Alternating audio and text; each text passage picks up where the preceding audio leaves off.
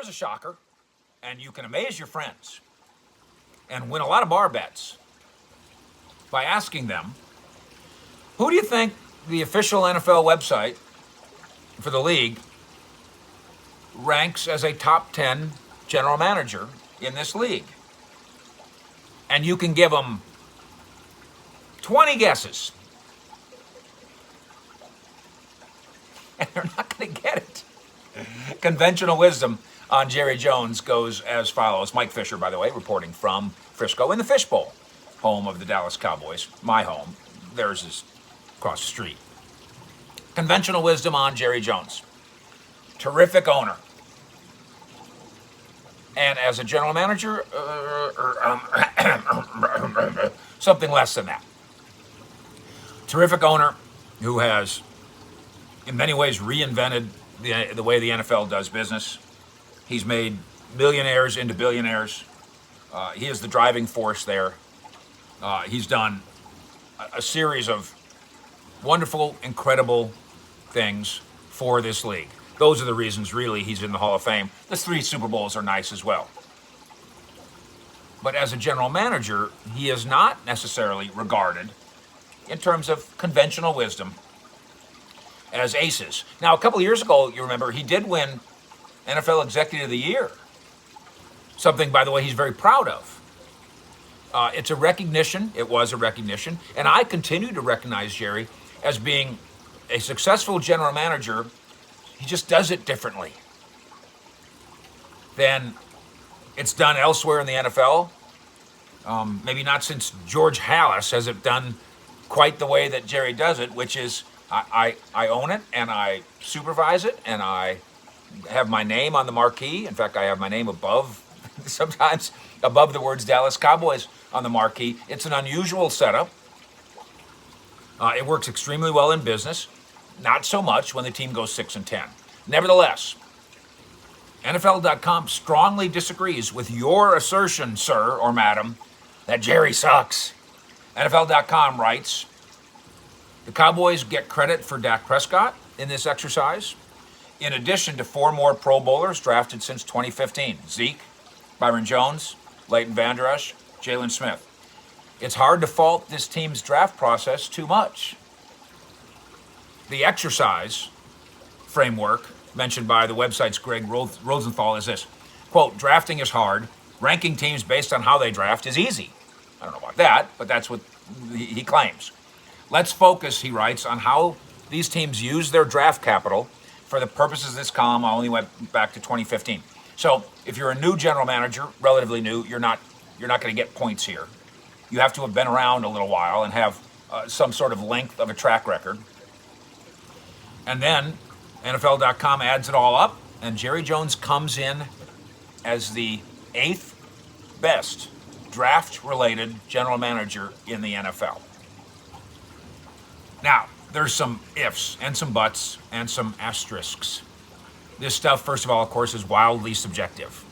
There's no real measure. It's just your opinion. And it needs to be, as best we can, your fact-based opinion, getting the bias out of there. Tough to do when it comes to Jerry Jones. Rosenthal himself jokes in the introduction that, quote, all decisions are mine and indisputable. So he knows we're having some fun here. I would say, for instance, his top guy is Chris Ballard, Indianapolis Colts. Well, what's he done?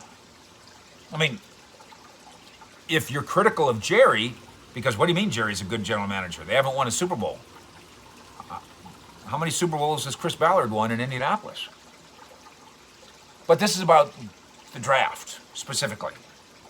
There'll be arguments about Chris Ballard. And there'll be arguments about Jerry Jones. Oh, yes. There'll be arguments about Jerry Jones.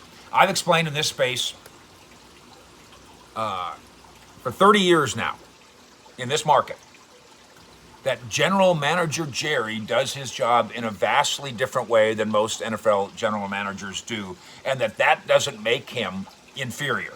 That alone just makes him different. Part of that difference is not mentioned in NFL.com's piece here, but I think deserves to be mentioned. So we'll do it here.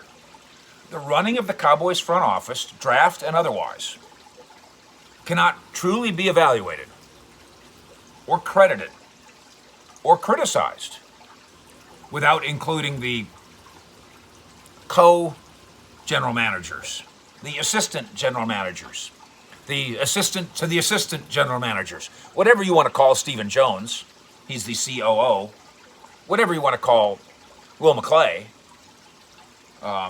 personnel guru, assistant director of this, vice president of that. Doesn't matter.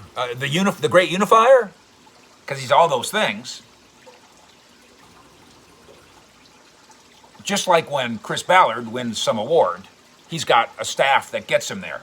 Jerry Jones has people, as I've described before. Here's Jerry. I mean, Stephen's not up here, but he's right there. Will McClay is not up here, obviously, but he's right there. And in this organization, the authority given the head coach and other members of the coaching staff to have huge voices in the NFL draft process, that merits mention. And NFL.com, I'm sure, knows that, didn't get into it there, we get into it here. But many people don't know that. You still have so many people saying, Jerry's going to draft so-and-so. That's not how it works here. Hasn't worked that way here for a long time, if it ever really did. Many people don't know that Will McClay builds the board, that Stephen Jones is side by side with Jerry as a general manager, and that the head coach, from Jimmy to Parcells to Garrett and now McCarthy, who McCarthy is frankly amazed at the amount of authority he has when it comes to personnel, something that he never had in Green Bay.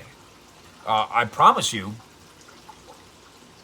when Bones Fossil came here and said, I'd like to get a different kicker and a different punter and a different long snapper, and the Cowboys said yes to him, that was probably kind of shocking. I'm the special teams coordinator. I get to call personnel shots? And then, of course, Dan Quinn had been here like a week. And the KZ signing is him. The Keanu Neal signing is him. Defensive coordinator, been here a week, gets to put his stamp on personnel. That doesn't work that way everywhere in the NFL either. But it's okay that not everybody else gets the credit or the blame because they know what they signed on for. Stephen's known his dad for quite some time, so he knows what he's getting into. Will McClay has worked for the Joneses forever. He knows what he's getting into. And surely Mike McCarthy understood as well what he was getting into. That Jerry Jones's name is going to be on the marquee. That when NFL.com writes, he's the 8th best general manager, it's going to say Jerry, not Jerry, Will, Stephen, McCarthy. And of course, along with that, when they go 6-10 and they say he's the NFL's worst general manager, the same writers, the same websites, the same fans, they're not going to mention Will McClay either, or Stephen Jones either, or any of the other people who play instrumental roles in personnel decisions in this building. So Jerry Jones is the 8th best general manager in the NFL in terms of draft-related stuff. Damn it, whether you like it or not. Even though he indisputably does the general manager job differently than his 31 peers, and even as he is disputably the 8th best general manager at this particular job, in this particular league, at this particular time. Thank you for joining us. We're so proud of the 26,000 in Cowboy Nation who are part of what we do here every day, multiple times a day. Hit that like button, please. Hit that bell, that alert, so you know when we're coming on. We'll have Fish at 6, as we always do.